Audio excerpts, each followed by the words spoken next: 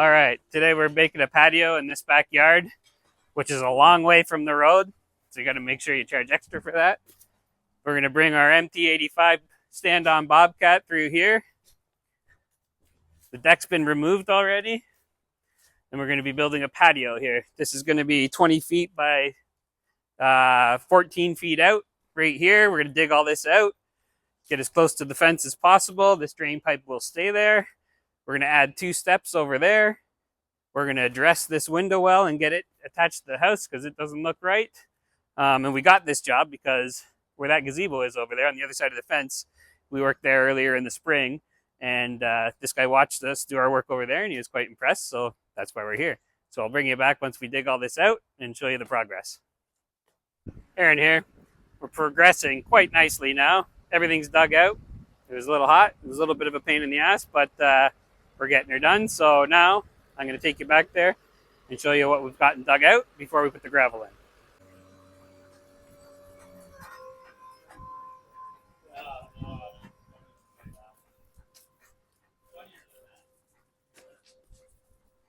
So it was very heavy because it's rained here a lot. And yeah, the soil was very heavy getting it out of here, but it is what it is. Could have been worse. If it was dry and all clay, then we would have been pickaxing all this area. It's 20 feet by 14 feet. And it would have been a bit of a nightmare. Even with the machine, digging hard clay is never ideal. But you can see, let me get my finger going here. This is the size of the patio, like that. We took that window oil off because it wasn't attached to the house. The screws are blown out, so we reattached that and leveled it up. We will put our new patio there. There'll be 2 steps going into the house. That downspout will stay right where it is along there. And then at the end, we'll put some sod around the outside of the patio, and that'll be that.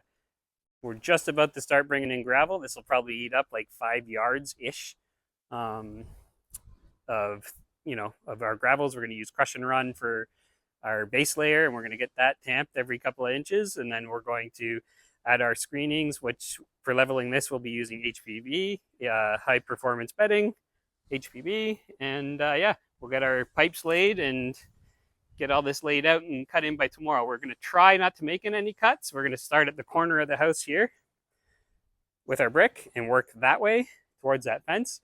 And wherever we end up over there is where we stop. We're not going to cut in along this fence. We'll have to cut in around this window well, obviously, but everything else, we're not going to cut around along here. We're just going to add some river rock or pebble in between the fence and where our patio ends. So yeah, that's that. And I will show you the rest once we have gravel in. Okay, we've got 3 yards of crush and run gravel in here. Other people call it granular A. There's other names too, but that's what we call it here. We put 3 yards in. We're about 3 inches deep everywhere into our area. We tamped it 3 times. This way, that way, and this way again. So it's nice and compact. We wet it everywhere, made it very moist. Then we tamped it all in. We're going to add probably another 2 for sure, maybe 3, depending, more yards of the same product in here and level it all out.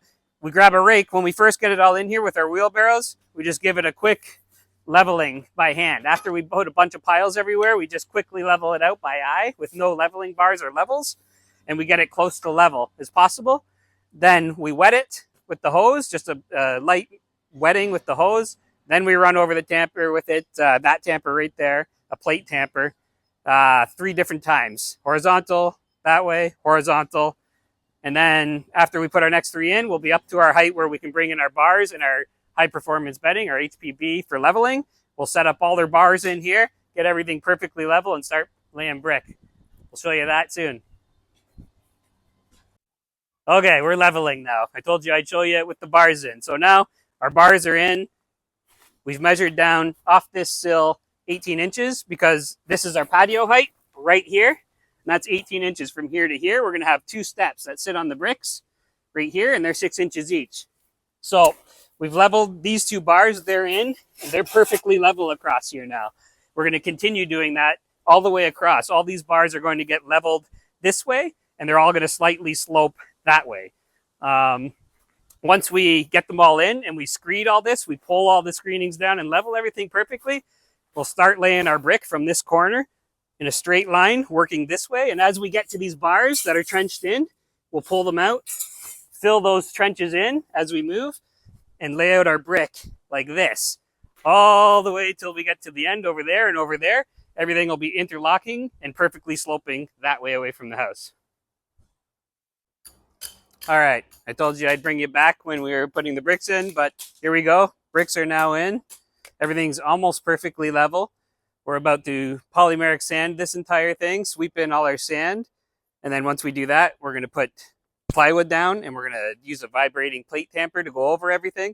That'll settle all the polymeric sand into the joints of here. Then we'll remove the wood, then we'll sweep again one more time, blow it off with the leaf blower, wet it, and that'll set. This is now a stone window well. We bolted on that other one, that old steel looking one, but it looked like heck, so we've installed this instead. It looks much better. So once we're done our polymeric sand, we'll add river rock along here, sod along the outside of this, and we'll bring you back and show you the final product. How to install polymeric sand. First, sweep it into all your joints and fill up your joints like that. All right, all the joints have been sanded and filled up. We leave a little bit extra on. We've got our plywood down. Now we're going to use a plate tamper and go back and forth, one pass on each piece of wood like this. And as we're going back and forth, we're going to flip these boards all the way till the end and make sure this whole entire thing gets tamped so all that sand settles into the joints.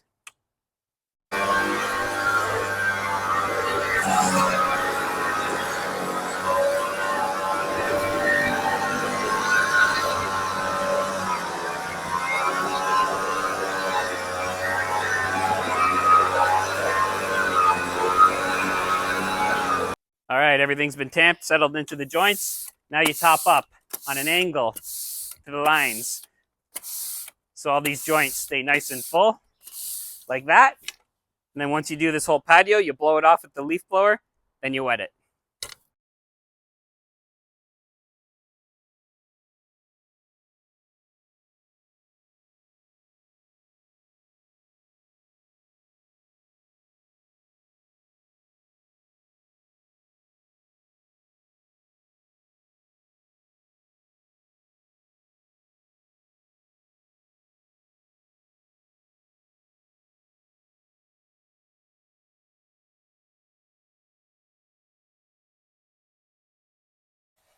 All right, this is the final product.